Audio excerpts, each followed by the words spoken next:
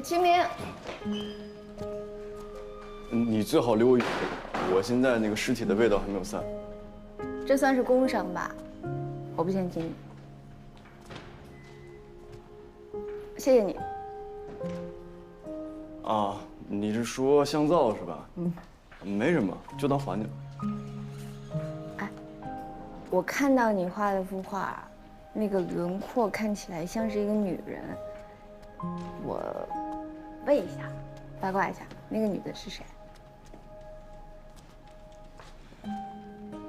那是一个对我来说很重要的人。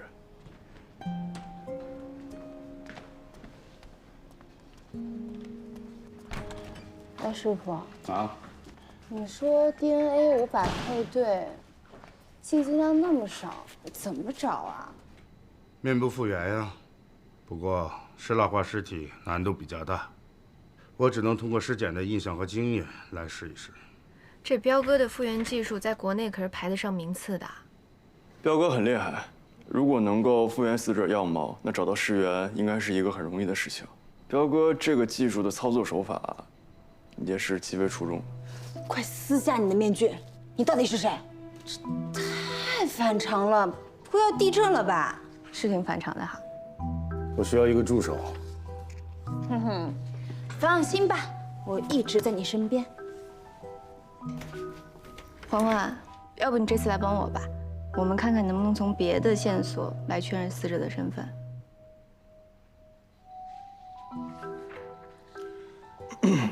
喝咖啡吗？喝。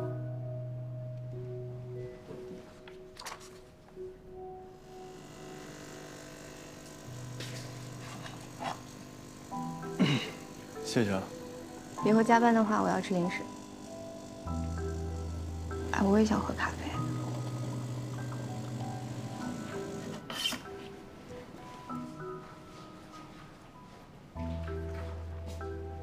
小心烫。谢谢。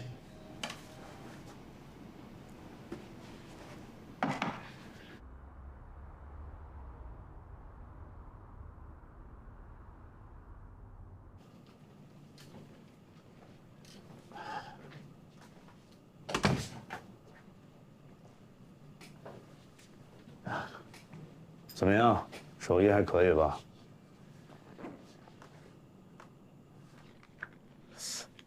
想要复原一个人的容貌，需要多久的时间啊？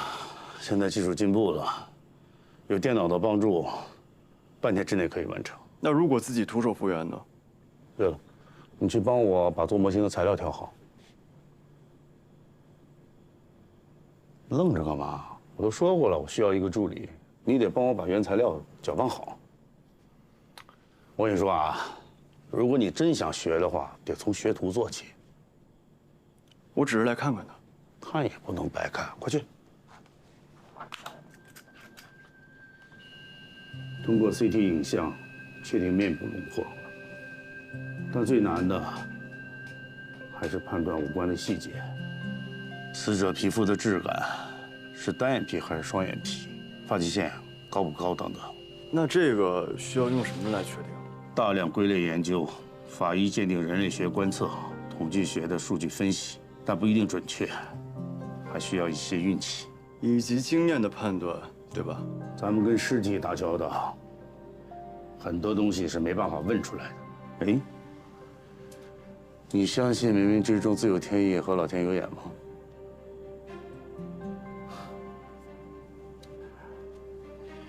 做好熬通宵的准备吧，剩下的工作会很细致的，你赶紧去填饱肚子吧。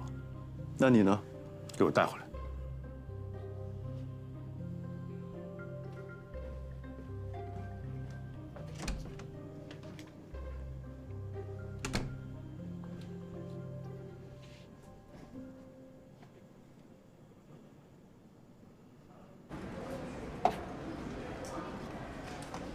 我要吃北极翅、牛肉丸，还有鱼丸。其实这些东西和刚才被你拿出去那些零食的热量差不多的。那你陪我一起吃，这样罪恶感就会少一点。钠含量太多，我劝你还是别吃了。哦。所以热量在口腹之欲面前根本不值一提，对吧？恭喜你，终于看清了事情的本质。哎，你在彪哥那儿观摩的怎么样啊？你相信老天有眼，冥冥之中自有天意这样的话吗？那是彪哥那样的老法医才会说的话。我相信呢，老天一定会给我们这些人灵感，替死者伸冤。这是玄学，不是科学。换句话说呢，我们法医是死者最后的倾诉对象，所以我们一定要用尽全力去倾听，去找到答案。所以我更相信天道酬勤，消灭罪恶是正义，没有罪恶是善良。这就是那枚硬币的两个面吗？还有一串，你吃了吧？彪哥是个很厉害的人，但其实我更想看到一些原始的手法。当然了，这是我个人原因。原始手法，徒手塑形吗？糟了，没带伞。老板，有伞吗？有，只有最后一把了，新货明天到，你们要不要？要，当然要。不过这是一把儿童伞哦。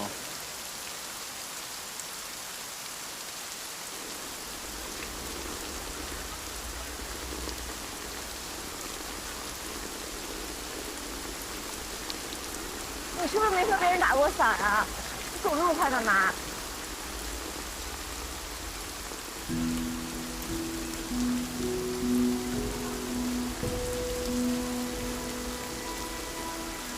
你画的是你妈妈的样子吗？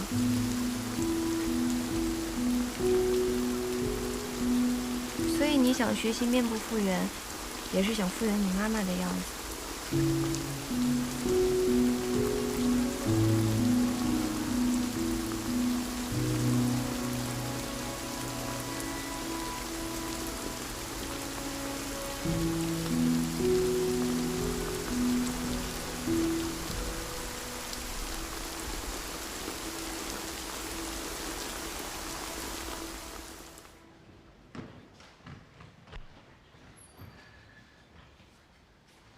哎呀，总算回来了！你想饿死我呀？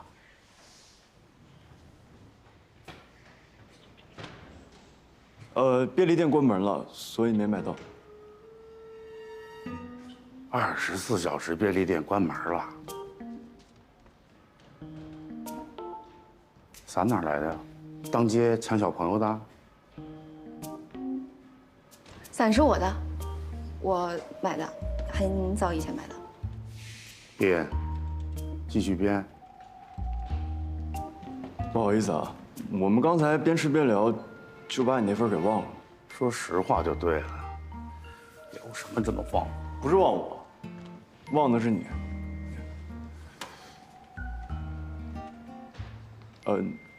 抱歉啊。真的对不起啊，彪哥，我给你煮面。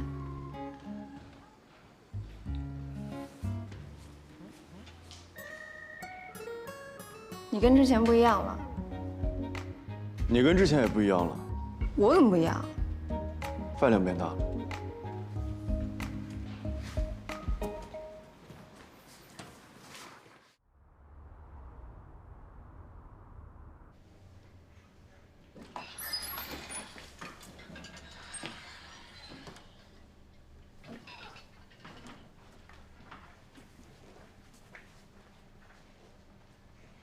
欢欢，啊，这看什么呢？新鲜出炉的死者面部复原图像，彪哥太厉害了，做的跟真人一样。太好了，我赶紧给李队。啊。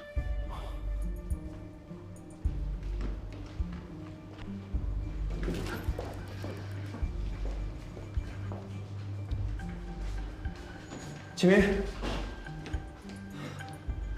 失了案的尸源找到了。合川县管辖区派出所说，2个月前有个阿姨报案自己女儿失踪了。这个失踪时间和年龄都对得上，身体特征还特别相符。哎，最牛的是，你们做的那个死者面部复原，阿姨一看就认出是自己女儿。张雨晨，23岁，曾在大龙航空做空姐，3个月前因个人原因辞职了。尸体的状态不太好，石蜡化导致面目全非。我不建议死者家属认亲，其实通过 DNA 鉴定就可以了。这该说的都说了没用啊！这老太太坚持要认尸啊！我不同意，这不是你同不同意的事儿。她接受不了这样的事情，没有一个母亲可以接受这样的事情。那我看她刚来的时候挺镇定的。她来了。哦，华文在接待呢。哎，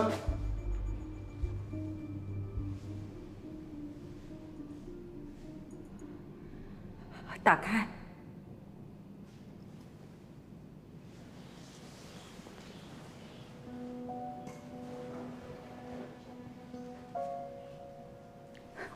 这什么东西呀？阿姨，DNA 确认过了，确实是你女儿张雨晨。这个人不人鬼不鬼的东西，绝对不是我女儿。你们知道我女儿有多漂亮吗？她是空姐哎，她是他们组里身材最好、长得最漂亮的小姑娘。她现在应该是在出去旅游去了。我给她打电话，我给她打电话，不会的。不会的。他肯定在飞，他肯定在飞，他常年飞普吉岛那条线的，他很忙的。阿姨，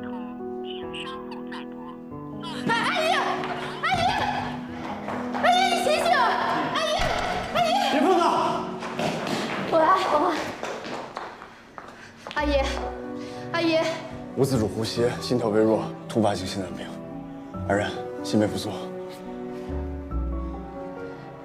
阿姨，不管她是不是你的女儿，她都死得冤枉。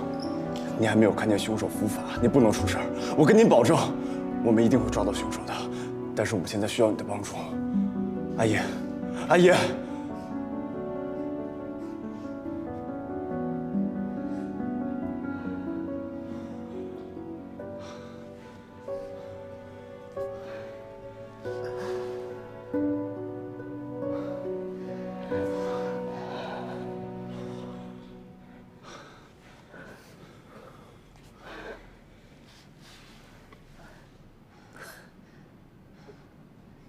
雨晨，雨晨，雨晨。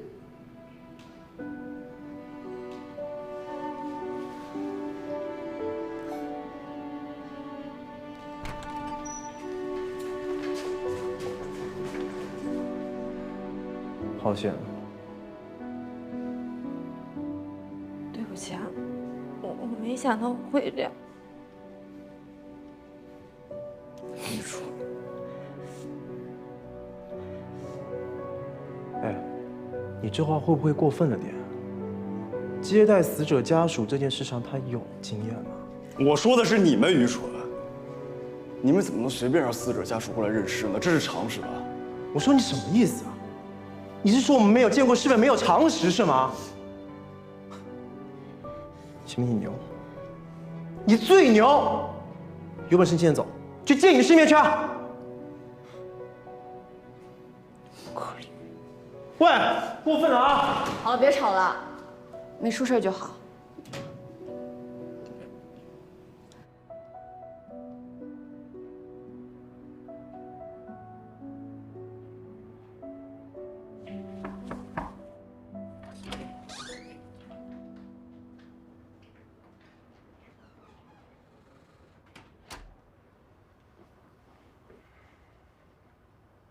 阿姨你好，我是这个案子的负责人，我叫李强，这是我的同事赵天启。我知道您非常的难过，我们的工作就是帮助受害者找到真凶，我们要查到真相，需要您的帮助。我可以问你几个问题吗？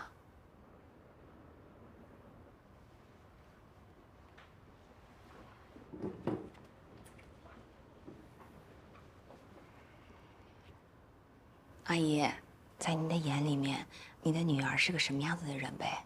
雨辰是个好孩子，考上空姐全凭他自己的努力。我就是一个摆摊卖衣服的人，什么忙都帮不上他的。那张雨辰的父亲呢？雨辰12岁的时候，他爸爸就过世了。之后，我们家的经济状况变糟，雨辰只好放弃学琴。原本，他很喜欢拉小提琴的。阿姨，您去过他的住处吗？去过几次，住不惯。雨辰工作之后跟您联系多吗？我们每周都有通话的。据我们推断，张雨辰出事的时间是5月23号左右。阿姨，您还记得您最后一次见您女儿是什么时间吗5月22号。出事的前一天，您确定您没记错吧？那天是我的生日，我如果知道我再也见不到我的女儿，我绝对不会把她送给我的礼物扔在她身上的。礼物？什么礼物？她送给了我一个手提的，挺好看的。阿姨，那天您是跟您女儿吵架了吗？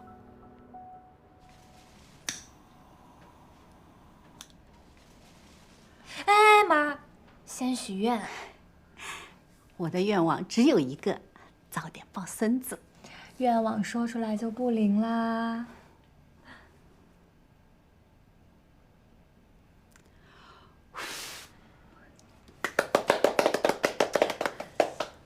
对了，妈，这个是给您准备的礼物，谢谢。打开看看哈。짜잔！哎呦，真好看啊！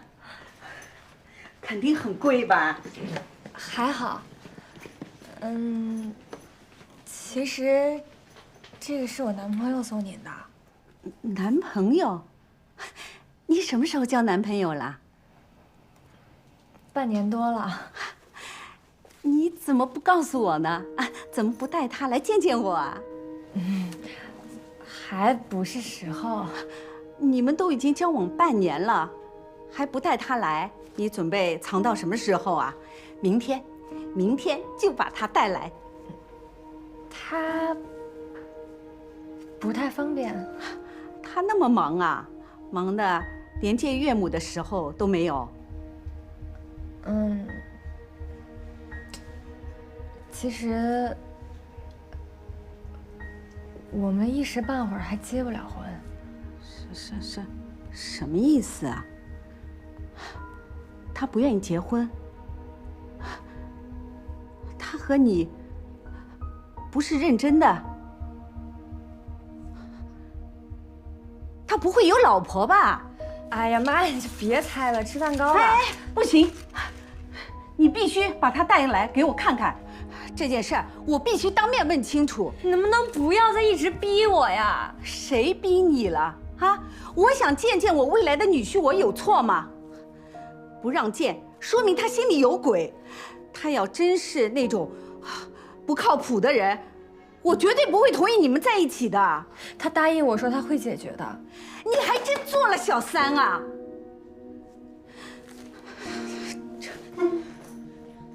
妈，你干嘛呀，妈？你要不分手，就别再给我打电话。妈，我不该逼他，是我撞死他，我后悔啊！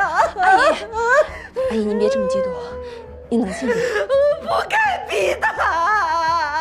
阿姨，你要相信我们一定能找到凶手。我还需要问您最后一个问题。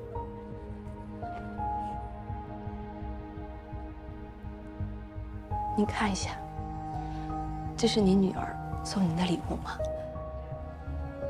这是他的长大。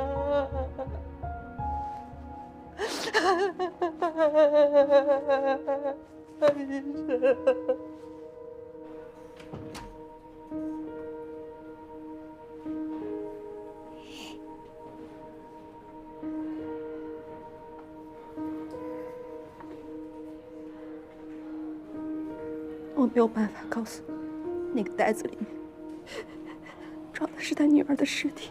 你如果跟他说了，他会崩溃的。至少我们现在可以确定，男朋友这个事儿，他曾经瞒过他母亲。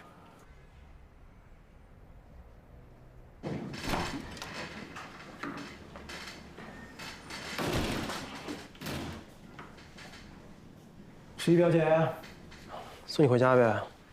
不用啦，我自己走回去就行了，你就别绕路了啊。我劝你啊，还是离某些人远一点比较好，免得被人家看出来咱们是小地方的人，没见过世面，跟我们待在一块儿还嫌丢人呢。你看，都懒得搭理我们。少说两句。我说实话呀。少说两句啊。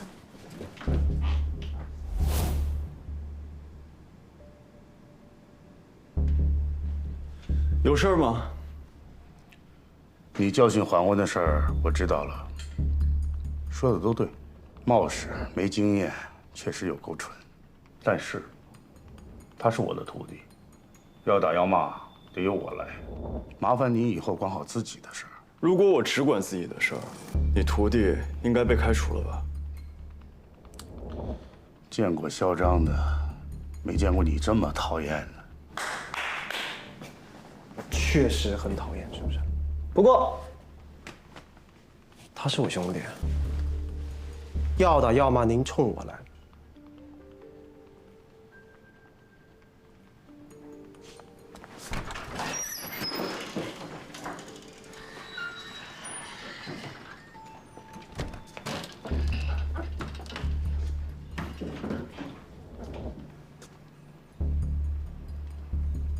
怎么回事？人家法医部门的事儿，你来掺和什么？张彪，自己部门的事情自己处理，别扯上我的人。邱彪爷，还嫌不够丢人吗？回去。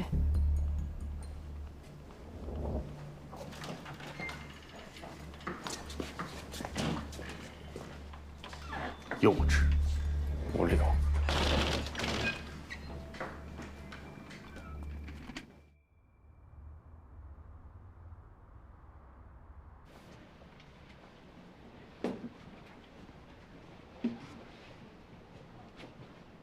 张雨晨在这家住多久了？2年。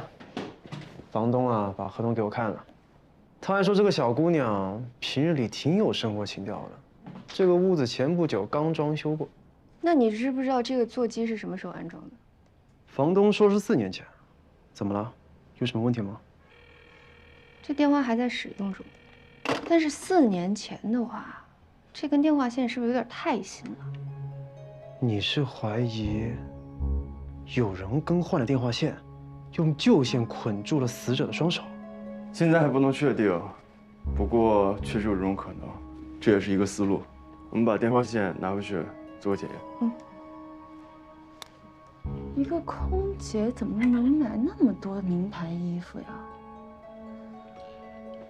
从这件衣服可以判断，她应该是一个人住。别这么早下结论。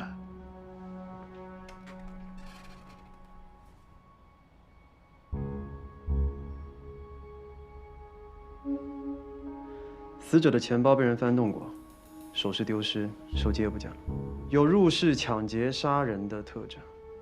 凶手很有可能入室抢劫杀人之后，将尸体移动到了郊区的汽修厂里。死者的身上呢没有任何约束伤和抵抗伤，就说明死者生前没有进行过任何抵抗，家中也没有搏斗的迹象，这也就是说明死者是在毫无防备的情况下被掐死的。而且抛尸一般情况下来说是熟人作案，也就是说，张雨晨给某位熟人开了门。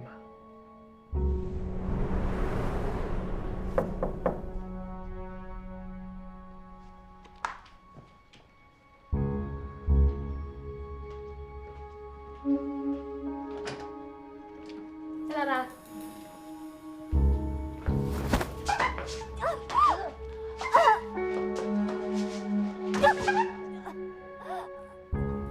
他引狼入室，引发命案。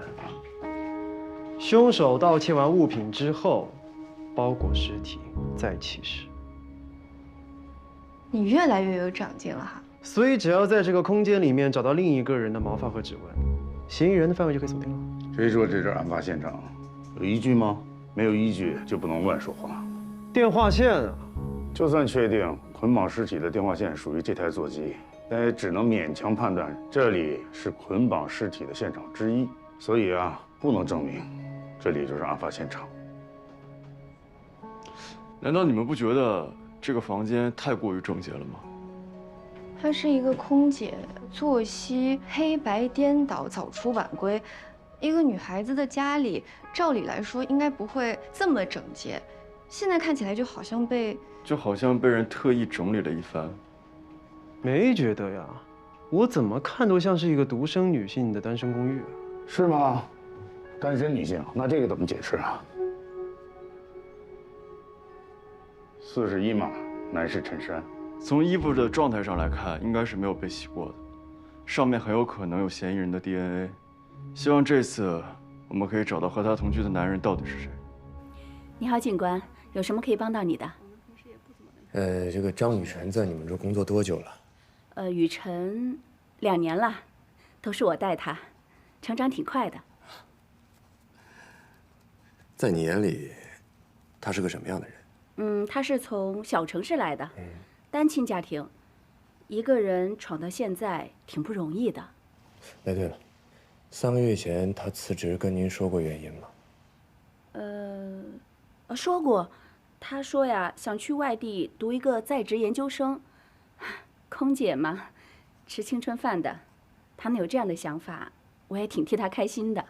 他辞职之后就再也没跟你们联系过？大家都不在一起工作了，肯定是越走越远的。毕竟，他很讨厌社交，我们不去打扰他，应该是他最舒服的状态了。她有男朋友吗？他只跟我一个人说过，让我替他保密的。为什么呢？那男的是一个名人。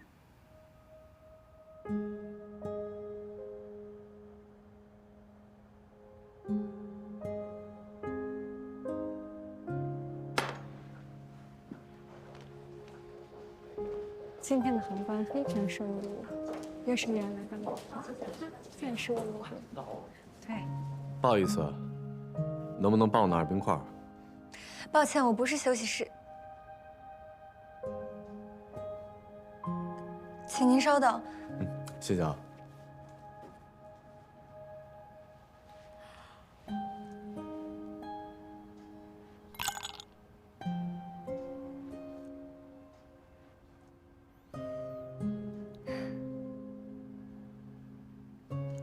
谢谢。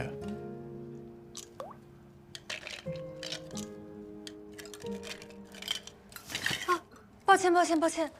啊，没关系。实在抱歉，张浩先生。你不是这儿的服务员啊？啊，我学过4年小提琴，您的事情我听过很多。衣服我帮您干洗吧。真的没关系。不好意思，是我向你说抱歉才对，是我自己搞错了。你学过小提琴？郑浩。张雨晨。啊，我真的很仰慕您，您很多作品我都听过。谢谢。郑浩。对，著名的小提琴演奏家，他是有家庭的，所以张雨晨让我替他保密。依我看，他应该是做了他的小三。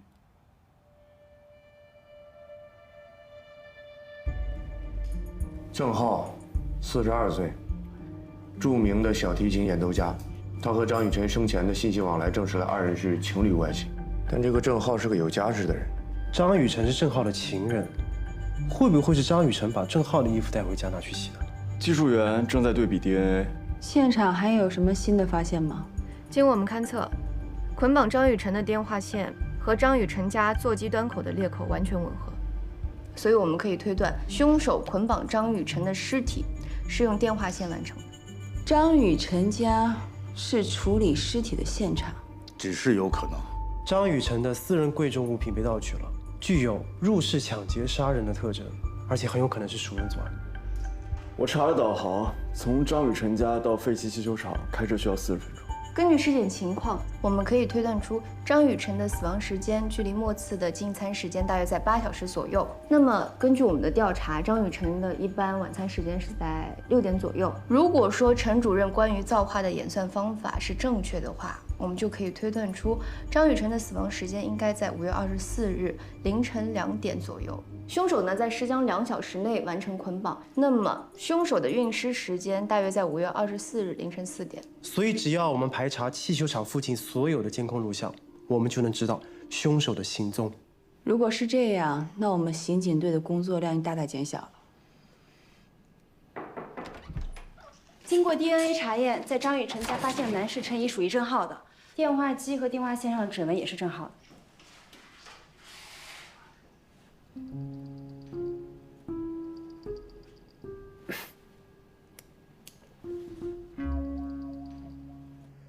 所以，凶手把张雨晨家安置成有入室抢劫杀人特征的案发现场，就是为了故意误导我们。这明明就是个情杀案件啊！郑浩有嫌疑，把他请来问问就知道了。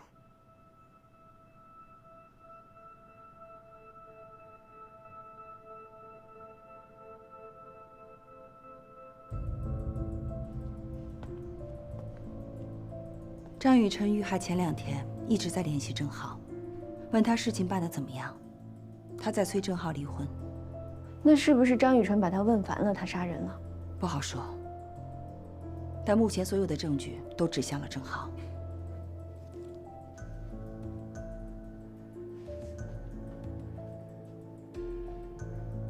他是怎么死的？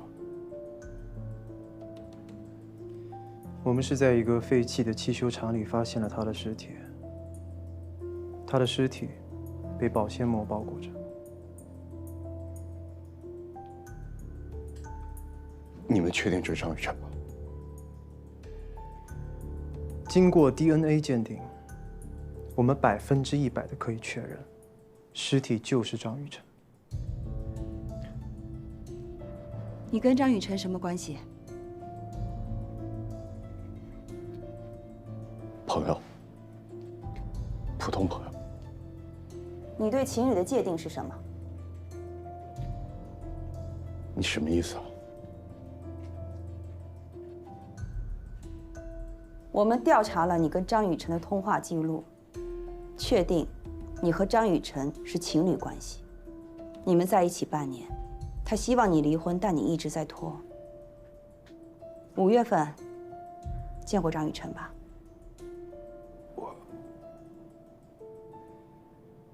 我不记得了。我最恨这种在外面养小三的男人，尤其这种斯文败类，对吧，安然？就是啊，这种衣冠禽兽藏着掖着最恐怖了。依我看呀，这个郑浩就是凶手。你看，张雨晨的母亲反对他俩的情事，那张雨晨压力肯定很大啊。再说了，谁愿意一直当小三呀？所以案发当天，张雨晨把郑浩约到家里，想跟他好好谈谈。不是跟我说只要1星期吗？现在已经3个多月了，你到底还要让我等多久啊？我和你说过了，没你想那么简单。这是你的事情，我们已经说好了，我辞职，你离婚，我们换一个城市重新开始。现在我已经辞职1个多月了，我跟过去一刀两断。你呢？你要做什么了？别逼我！我逼你怎么了？别逼我！说，别逼我！啊！那天晚上，他们俩肯定狠狠地吵了一架。郑浩就失手掐死了张雨晨。装！你再给我装！哎，雨辰，哎，雨辰。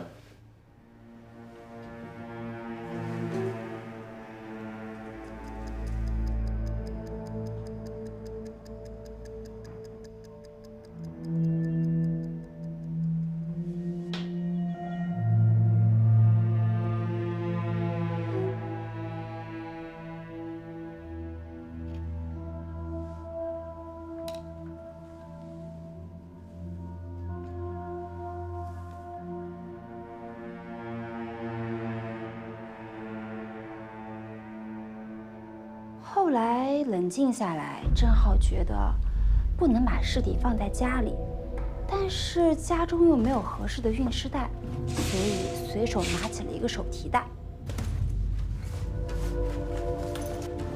但是那个时候尸体已经发生了尸僵，塞不进手提袋里。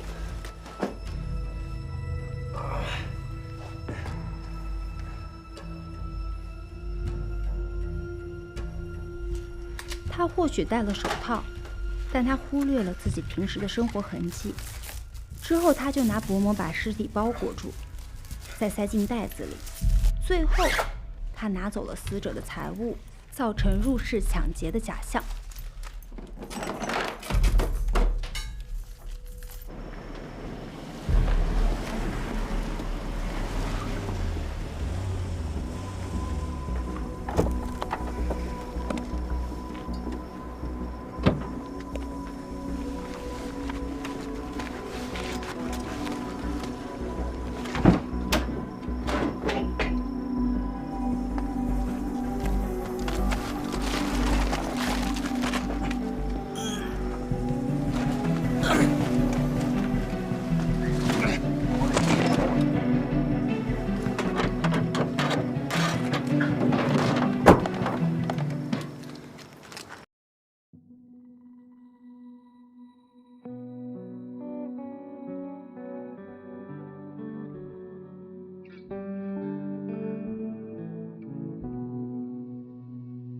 见了线的木偶，是谁在控制？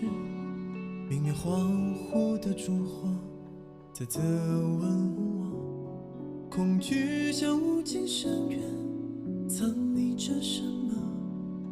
颠倒了爱与恶，被遗忘的故事，封尘的日子，时光像是琥珀。在等待我，倒影中的世界，心上的茧，爱怎么会无解？残酷的真相在转眼之间，谁戴着面具卖力表演？悲伤的真相在呼吸之间，放肆的假象嘲笑我，愤怒的真相在黑白之间，无声的庄严，谁在用力混淆？模糊了爱与恨的边缘。And this love doesn't always move in a straight line. One day we hate each other, but the next we doing fine. And the cruel truth, in the blink of an eye, for you to move on, gotta leave me here behind with these memories, reveries, golden like a treasury. Wish that we could blow a time out like a referee, but we can't. I know we had a plan, supposed to be together forever, but in the end. But in the end,